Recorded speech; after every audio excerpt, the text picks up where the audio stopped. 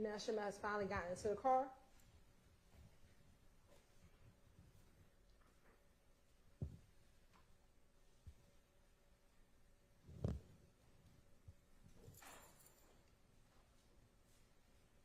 And I submit this is what's happening.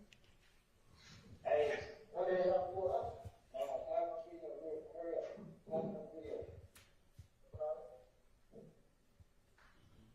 He wanted him to call on video real quick. Call him on FaceTime real quick. You know what happens on FaceTime. You've heard testimony about what happens on FaceTime. What happens on FaceTime is that is when criminal activity is planned because they think that FaceTime, you cannot track it. Now watch as Mr. Drinks pulls out of the gas station. They have been sitting there for minutes, y'all. Y'all been watching this video like, what we gonna do next? That's how long we've been sitting here. And as soon as Mr. Drinks pulls out, that is when op vehicle number 1 pulls out, op hunting car. And then that's when the second car immediately pulls out. They sat there, y'all. We were quiet for at least 2 minutes here when they did nothing. And they want to tell you that some other car killed him? That's them driving by the liquor store. They laid in wait until Mr. Drinks pulled out. You have to look at all the evidence together, not just the FedEx video, but we're going to talk about that FedEx video. This is them pulling up to the light.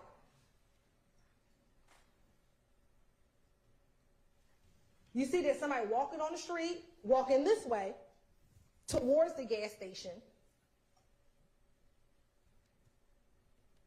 Here go the 3 cars pulling up at the light. Ladies and gentlemen, you can't see it here, but we know that there's a red light. Shannon and Nichols are stopped at the red light. They stop.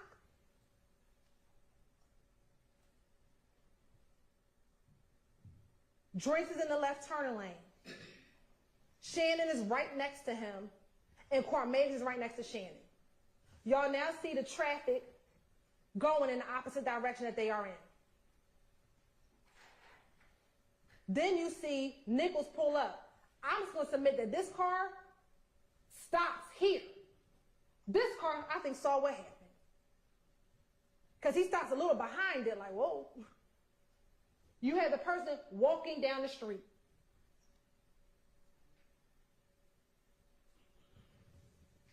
Mr. Shard, and we're going to talk about this car in a moment, Mr. Shard talked about what the medical examiner said. What she said was there will be no conscious movement. She didn't say anything about unconscious movement. Because that is what you see with the brake lights, y'all. No, he could not consciously say, let me go. But the unconscious movement, because he just been shot in his head, is what is happening. They, y'all got to think about this, because this is what they didn't want to show you. Shannon went from 18 miles per hour to 90 miles per hour. See, Mr. Shard ain't want to talk to you about that. He want to tell you about a car that turned around because he heard the gunshot, but the man or woman walking down the street didn't hear any gunshots. That person walking, just chilling.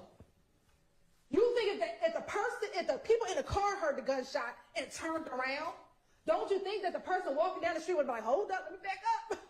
It's some gunshots down there. No.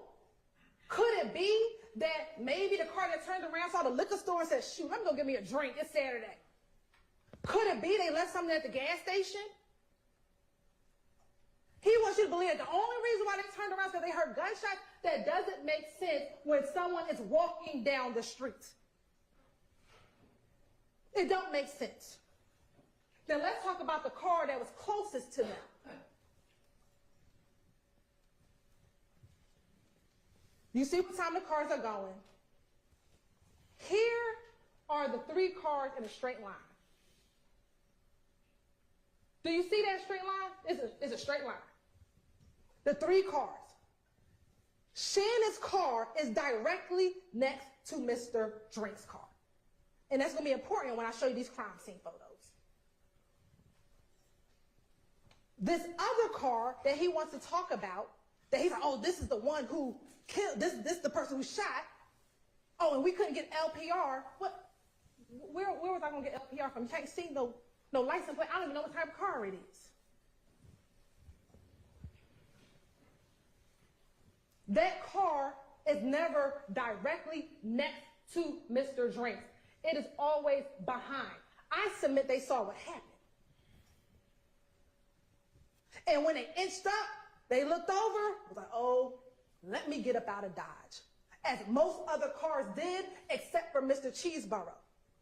Mr. Cheeseborough's call did not come in until 10:27, because every other car did what that car did. They drove by it. That car actually waited at the red light. Versus Mr. Stillwell almost hitting traffic. So this notion that he stopped at the red light, if you didn't just shoot and kill somebody, why are you fleeing through traffic to get on the highway at 90 miles an hour? Use your common sense. Many of y'all, if y'all choose to talk to us at the end and you can, once the judge lifts all the admonitions, some of you may ask, how I get chosen? And we're going to say, because you got common sense.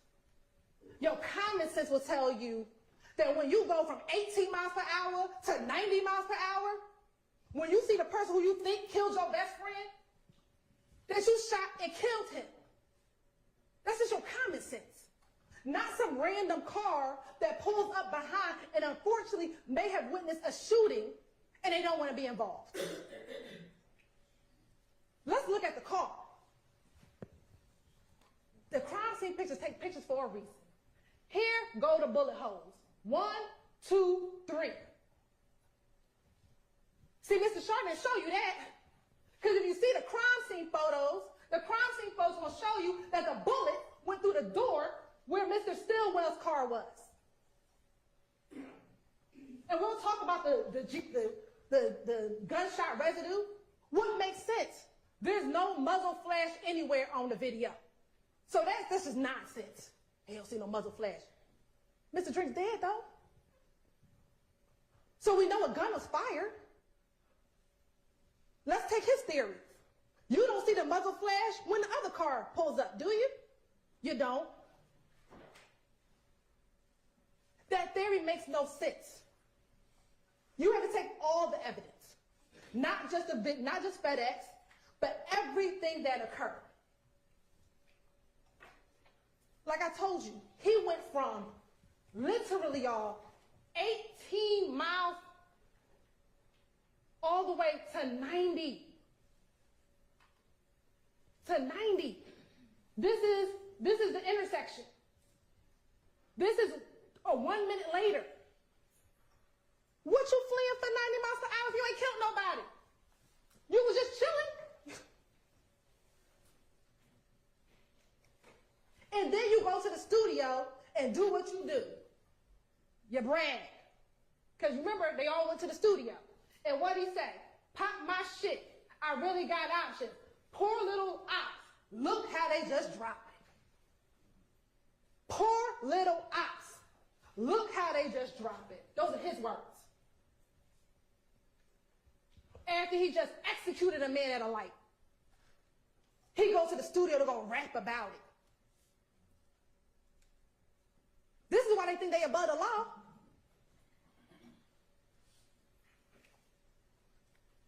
This is what Demiki will catch you a body. That's how you become slime. That's what he says in his song. Go catch you a body. I'll show you how to be slime. And that's what these little boys are doing. Catching a body to be slime. But they want to tell you that we got a vendetta on people of color. It's ridiculous. It's absurd. And intimidation. These two defendants, Mr. Kendrick and Mr. Stillwell, are guilty. They are guilty of murder. They are guilty of gang acts. They're guilty of conspiracy to violate RICO. And I ask of you, look at the evidence. Look at the law. I know it took some time. I know you probably want to go home and get your turkey. I know, I get it. But I am asking you all to go back there, finish this marathon, finish this race, hold them accountable for their actions. When you apply the law with the facts and the evidence, there's only one just conclusion: that these defendants are guilty. Ladies and gentlemen, evil prevails when good men and women do nothing. I'm asking you to do something. I'm asking you to hold them accountable. I'm asking you to return a verdict of guilty. Thank you. All right, ladies.